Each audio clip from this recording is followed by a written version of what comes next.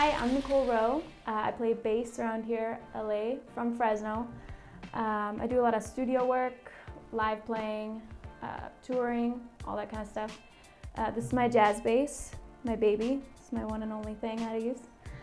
This is my Bi1000 form factor that I love. I usually use two 10s stacked. We don't have them here today. So yeah, that's me, that's my setup. When I'm working, I'm doing like a million different styles, or however many there are.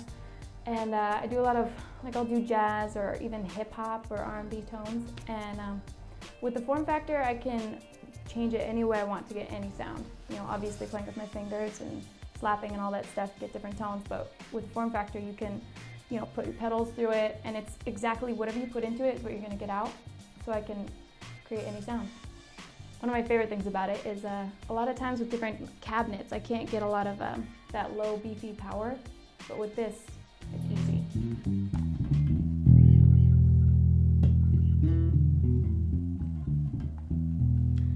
Okay, so this amp, basically I showed up here today and I just plugged in and I'm just playing.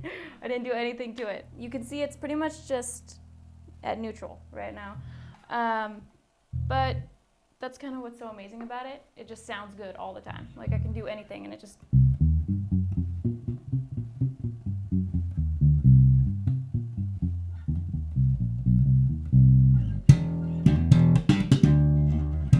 So, getting roll off the mids right here. Super woofy tone. This is kind of how I like to play. Bump it up here.